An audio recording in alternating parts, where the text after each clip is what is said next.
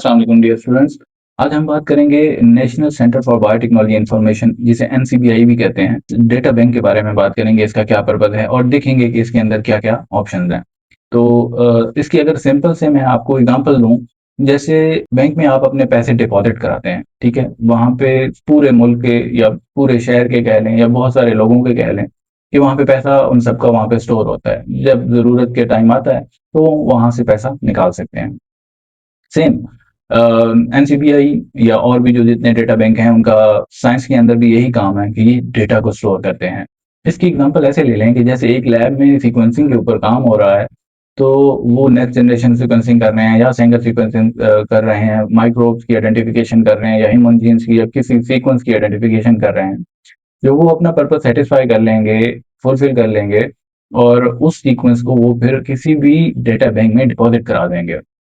अब इसका पर्पस क्या है? उन्होंने अपना तो काम कर लिया, उन्होंने अपना फंक्शन सेटिस्फाई कर लिया, अपना मकसद हल कर लिया, तो फिर उसको डेटा बैंक में स्टोर करने का क्या पर्पस है?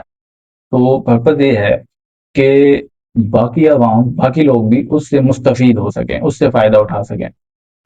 उन्होंने एक जीन के या एक ऑर्गेनिज्म के एक एस्पेक्ट पे काम किया, पेपर पब्लिश कर दिया या पेटेंट कर लिया, तो अब बाकी लोग भी उन सारी चीज़ों को यूज़ करके, उन सीक्वेंसेस का इस्तेमाल करके किसी दूसरे पहलू पे काम करें, किसी तीसरे या चौथे पहलू पे काम करें, किसी और एस्पेक्ट के ऊपर वो काम करें। तो अ, मकसद तो हमें एक तो समझ आ गया कि डेटा को डिपॉजिट करना, स्टोर करना, ठीक है, और उन लोगों तक पहुंचाना जिनको इस डेटा की जरूरत है। तो लेट्स सी, चलते हैं जरा एनसीबीआई की वेबसाइट के ऊपर और देखते हैं कि इसके अंदर क्या क्या हम फंक्शंस परफॉर्म कर सकते हैं। तो हम गूगल के ऊपर आएंगे और एनसीबीआई लिखेंगे, ठीक है। यहाँ से ये जो पहला लिंक मिल जाएगा हमें, हमने इसको क्लिक करना है, ओपन कर लेना है इसको। ये हमारे पास इस तरह का ना एक सर्वर सा आ गया है इसका। इनका देखें, इनका जो है ना होम पेज भी ठीक तरह से काम नहीं कर रहा। आई थिंक इंटरनेट का कोई इशू हो सकता है या कोई इन्होंने लिंक चेंज किया है। अब तो ठीक इसकी रिप्रेजेंटेशन आ रही है। एनी हाउ, तो यहाँ पे आप देखें तो इन्होंने अपना लेबल लगाया हुआ है एनआईएच का, national library of medicine, national centre for biotechnology information, जिसको हमने एनसीबीआई कहा। आपने अब अगर अपना अकाउंट बनाया हुआ है इसके ऊपर, तो आप लॉग इन करके अपने सीक्वेंस भी इसके अंदर, इनकी जो बैंक आईटी है वहां पे डिपॉजिट करा सकते हैं। अच्छा, यहाँ पे हमारे पास ड्रॉप डाउन मेन्यू आ जाता है, जिसमें आपके पास बहुत सारी ऑप्शन है। तो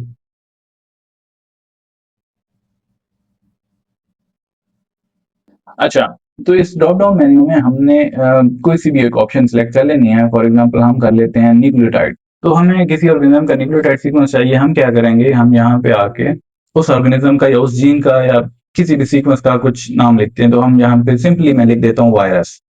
तो वायरसेस तो बहुत सारे हैं, लेट्स सी क्या सर्च करके देता है।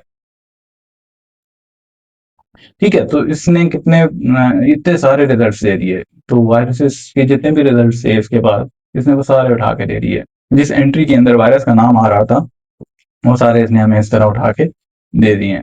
तो अब यहाँ पे हम कुछ फिल्टर्स भी हैं, ये फिल्टर्स लगा सकते हैं। फॉर एग्जांपल मैं इसको कहता हूँ मुझे प्लांट वायरस जहाँ पे नाम आ रहा है वो दे दे।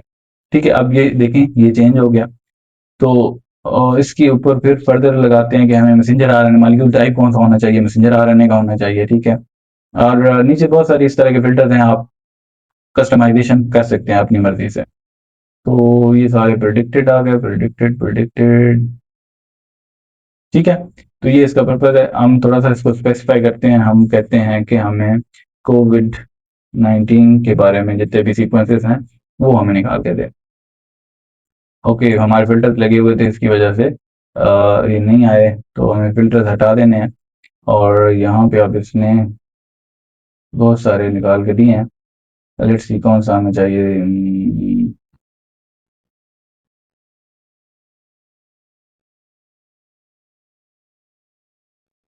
तो ये बहुत छोटे छोटे सीक्वेंसेस हैं, ठीक है। तो कोई बड़ा सीक्वेंस मिल जाए ना हमें, तो वो ले लेते हैं, इसको ओपन कर लेते हैं। बायोमार्कर फॉर, ये तो कोई ह्यूमन जीन का आई थिंक सीक्वेंस है। इसको हम स्टडी करेंगे तो यहाँ से हमें पता चल जाएगा। Biomarker assessment for assessing the risk of developing acute Covid and post Covid 19। ये वायरस की नहीं है, ये किसी बायोमार्कर का सीक्वेंस है। तो हम यहाँ पे गलत क्लिक कर लिया हमने। तो एनिमल में ज़रा जाएँ, जेपी जेपी जेपी नहीं, ये यहाँ पे एक उधर आया। ओके, इसको थोड़ा-सा फिर चेंज करते हैं। सार्स कोविड, ठीक है, ये इन्होंने होमो सेपियंस ह्यूमन्स के दे दिए हैं। तो सिंपल सा छोटा सा एक वायरस है, उसका नाम हम लिख देते हैं पार्टी टी वायरस। फिल्टर हम निकाल देंगे और अब यहाँ पे हमारे पास बहुत सारे पार्टी वायरस आ गए हैं। अब ये पार्टी वायरस फैमिली है, ठीक है, पार्टी विरिडी, उसके अंदर बहुत सारे वायरसेस हैं। तो आप ये देखें, तो हम किसी भी एक वायरस का सीक्वेंस ले लेते हैं, ठीक है। तो इस तरह से हम इसकी सारी इंफॉर्मेशन, अब इसमें ये जेन बैंक का फॉर्मेट ओपन हो गया, ठीक है। ये उस वायरस का नाम है, ठीक है, ये उसके आइसोलेट का नाम है, और ये किस चीज का सीक्वेंस है, आरएनए डिपेंडेंट आरएनए पॉलीमरेज, जिसको आरडीआर, ये आरडीआर बेसिकली क्या एप्लीकेशन में काम कर रही होती है। तो वायरस के पास तकरीबन मोस्टली वायरसेस के पास आरडीआरपी ही होते हैं, किसी के पास कोड प्रोटीन होगी, या मोस्टली हाइपोथेटिकल इनके पास जीन्स होती हैं। तो इसके अंदर हम लोकस, या जिसको एक्सेशन नंबर भी बोलते हैं, आप ये देखें सेम, ये एक्सेशन नंबर और लोकस सेम है। अब वर्जन में देखें तो 0.1 है। 0.1 का मतलब है कि ये सीक्वेंस पहली बार में ही डिपॉजिट हुआ और उसके बाद इसके अंदर कोई चेंजेस नहीं आए। अगर यहाँ पे 0.2 होता तो इसका मतलब ये था कि ये दूसरा वर्जन है, पहली दफा जो सबमिट हुआ उसके अंदर कोई चेंजेस किए और अब ये दूसरा वर्जन है, ठीक है। तो टोटल इसके बेस पेयर कितने हैं, 2380 बेस पेयर हैं। ये मालिक्यूल कौन सा है, आरएनए का है, और ये सर्कुलर है या लीनियर है, तो ये लीनियर है। अब वीआरएल क्या है, वीआरएल से मतलब वायरल, अगर प्लांट का होता तो पीएलएन, तो एनिमल को इस तरह हर किसी का ऑर्गेनिज्म के हवाले से चेंज होता जाएगा। अब ये सबमिट कब हुआ है, 2018 में, ठीक है। और ये ऑर्गेनिज्म का नाम आ गया, कंप्लीट कोडिंग सीक्वेंस है, सीडीएस कोडिंग सीक्वेंस को वो कहते हैं। इसकी क्लासिफिकेशन बताई हुई है कि ये वायरसेस में राइबोविरा ग्रुप जो है उसमें ये है, फिर ये है, फिर ये है, फिर ये है, फिर पार्टिटिविरिडिया, और फिर उसकी जो जीनस है वो बीटा पार्टिटिव वायरस है। ये इनके ऑथर्स आ गए जिन्होंने इसके ऊपर काम किया, ये किस पेपर में पब्लिश हुआ उसका ये टाइटल आ गया। आप यहाँ से इसको कॉपी करें, अगर आपने इससे रिलेटेड काम करना है यहाँ पे जाएं, इसको सर्च करें, तो इस तरह का एक पेपर आपके पास ये निकल के आ जाएगा, ठीक है। तो एग्जैक्टली इस नाम से इन्होंने पेपर नहीं पब्लिश किया हुआ 2018 में, ये इन्होंने नाम में भी चेंज किया हुआ बाद में, genetic variation and phylogenetic analysis reveal, ठीक है। तो इन्होंने ये बाकी चेंज किया, इसका जो नेम है वे चेंज है।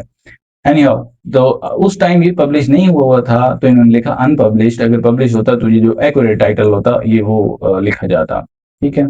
मे भी बाद में कुछ दिनों में इस सर्वर अपडेट हो तो इसका टाइटल करेक्ट हो जाए। अच्छा, यहाँ पे फिर इन्होंने लिखा है डायरेक्ट सबमिशन है, ठीक है, और जर्नल के नाम में भी यूनिवर्सिटी का नाम लिखा हुआ है। तो इससे ये हमें पता चल जाता है कि ये पेपर अभी तक जब सब डिपॉजिट किया गया तब तक ये पब्लिश नहीं हुआ था, ठीक है। और इसमें असेंबली जो होती है नेक्स्ट जनरेशन सीक्वेंसिंग में, या सीक्वेंसिंग में कोई ना कोई असेंबली यूज की जाती है, वो कौन सी यूज की है, ठीक है। तो इन्होंने लिखा है कि सेंगर डाइडिऑक्सी सीक्वेंसिंग इन्होंने की हुई है।